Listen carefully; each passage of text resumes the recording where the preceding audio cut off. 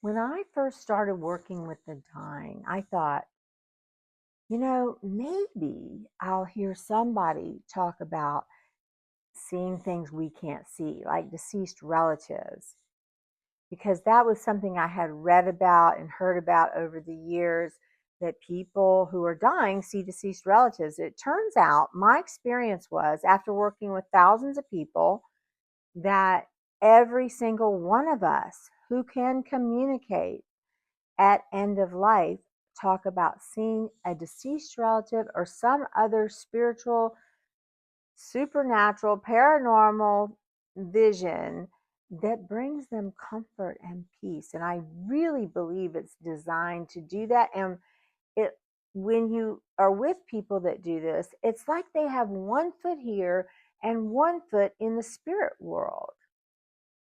Hi, I'm Nancy Lee. I'm a nurse practitioner. I've worked over 2 decades with people and their families who have died. I've worked with thousands of patients. I consider it privileged and sacred work. I wanted to share some of those stories with you today to kind of let you know what it's actually the majority of people. It's not even a subset of people. It's the majority of people who are dying have these experiences. So there are four that stick out in my mind. The first one, I'm just going to call him Mr. Smith. He was an elderly gentleman dying of metastatic colon cancer. He had been married over 60 years. He was on home hospice, and I was a home hospice nurse at the time.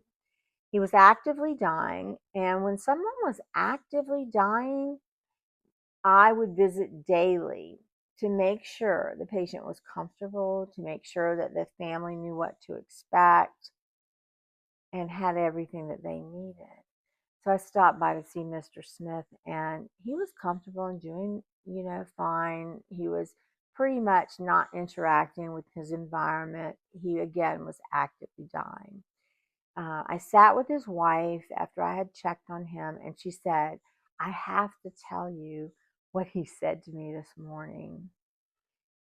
She said that she had gone in to check on him and woke him to make sure he was okay. And he said to her, I can see the hand of God. I just can't reach it. Stop rushing me. Well, of course, she wasn't rushing him. We had a little laugh over that because it was typical to the dynamics between their relationship.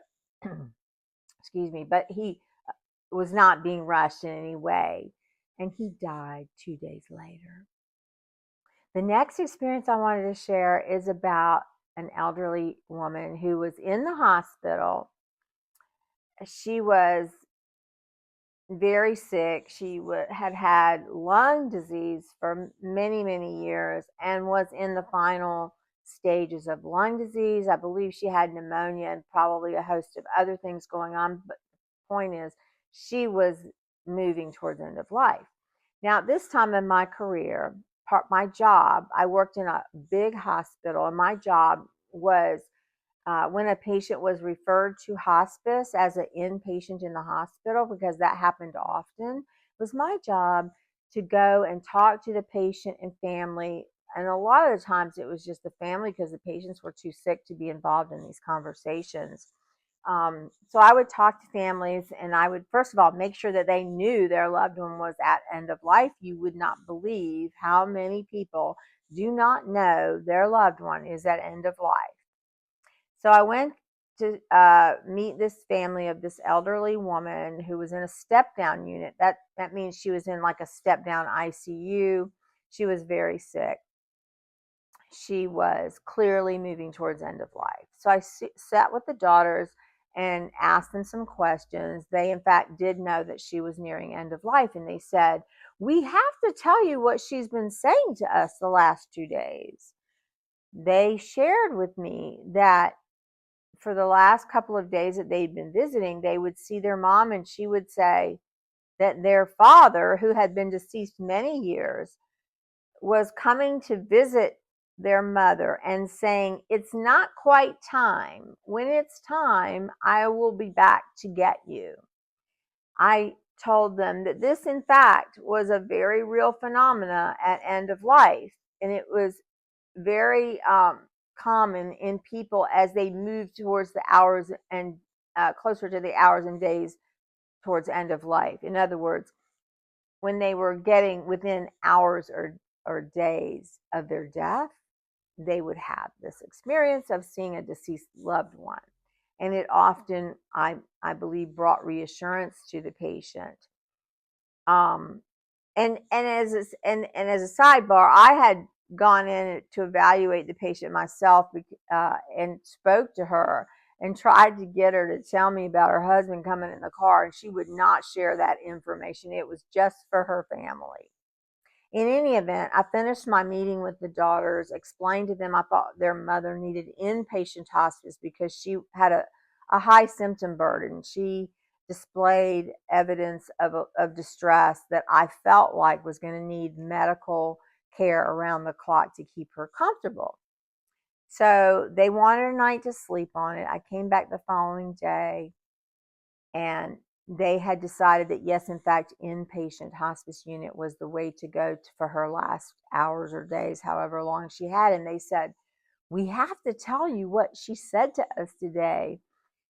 Apparently, she said that a man that she did not know had come to her in a car and said, get in, it's your time. And she told her daughters, I did not get in. I don't know who this man was, and I did not get in.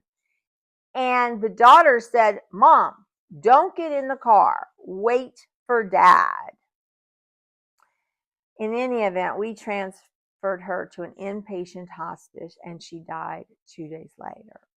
Now, the next experience I'm going to share with you was a little different, but something that has always stuck in the back of my mind because it was different and it was a little odd. And actually, out of all the people I've ever worked with, it's the only time I've ever heard this. It was an elderly man dying at home in his mid 90s, dying from advanced end stage dementia. He was no longer eating or drinking, sleeping all of the time, and he lived with his granddaughter and her husband. This little couple just adored this man, just adored him, and they were really sad that he was dying, but they knew it was his time. So I came by to check on him, visit with the family, and make sure that they knew what to expect, and that they did not need anything or need any refills on medication, and didn't have any questions. And the granddaughter was gone, but I sat with the grandson-in-law, and he said, I have to tell you what happened last night. He said, I was sitting at his bedside holding his hand, and in his mind, in this young man's mind, he was talking to the patient who he assumed was asleep or in a coma or something. I was unresponsive, and said to him things about enjoying their time together and thanked him for their time together. And he said, I love you. At that very moment, the patient turned his head, woke up, and said, I love you too. This young man just cried tears of joy because he said, it's like he heard my thoughts. Now, I'm going to tell you that when people are dying, and you witness these kinds of experiences, it's really as if they are between two worlds, like the physical world and the spiritual world. That has just been my experience. I'm a woman of science, but I can tell you that that has been my experience. And I don't want to, you know, I do. I think that they are able to see and hear things, and perhaps hear thoughts that we don't normally are not normally able to hear. But in any event, it brought a great deal of joy to this young man, that he had been part of this kind of supernatural experience. The last one I'll share is an elderly man living with his son. This was a new arrangement. His son had agreed to care for him. He was dying of heart failure, and I want to say he was like in his mid 80s. He had only been on our program for a couple of weeks. It's when I worked as a home hospice nurse, and he had only been with us a couple of weeks. But apparently, one evening he decompensated and went into a lot of distress at home. And the son called the on-call nurse who came to visit, was unable to get him comfortable, so had him transferred to our inpatient hospice unit. That's what we did at this particular hospice that I worked at. We were fortunate enough to have an inpatient hospice unit, and they're better equipped to care for patients when they're in a lot of distress because they have intravenous and subcutaneous access, whereas in the home you only have really oral or sublingual medications to be given. So he was transferred to our unit and then apparently died like at 7 a.m. This was very unexpected. And just, sometimes heart patients will do this, heart failure patients. They will just either drop dead or decompensate really quickly only to die soon afterwards. And that is what happened to this gentleman. There's no way we could have anticipated this. And so I called the son, and I always worry about people when something this kind of event takes place. So I called the son to check on him, and I said, I'd like to come by and see you this afternoon, just spend some time with you. And he said, sure, that'll be fine. So I stopped by that afternoon, and he was fine. He felt like his dad was in a good place, and he said, I have to tell you what happened. Now, this young man drove a limousine, and he left every morning at 7 a.m. for work. And he said, this morning I went to get in my limo to go to work, and I looked in the back seat. I mean, he looked in his rear view mirror. I'm sorry. He looked in his rear view mirror to back up, and his dad was there. And he said, I flipped around and he was gone. But I know he was there, and he looked good, and he looked peaceful. And it just brought him great comfort to have seen his dad, because the last time he'd seen him, he was in a lot of distress. And sure enough, this patient had died right at 7 a.m., which is when this young man saw him. I think that these kinds of things happen to either bring the dying person comfort and the family comfort. It's really special when you hear these things. I have been a part of many patients sharing what they see in their room, from angels to deceased loved ones to pets to small children that they don't know why they're there, just all kinds of visions and things that bring them comfort. And I believe it's real. Um, I believe that they do have one foot here and one foot in the non physical as they prepare to enter the non physical. I'm sure a lot of you guys watching this have had similar experiences or know somebody who has. I'd love to hear about them.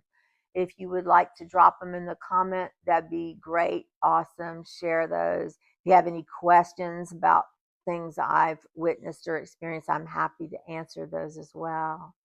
Thank you for watching. I will see you in the next one.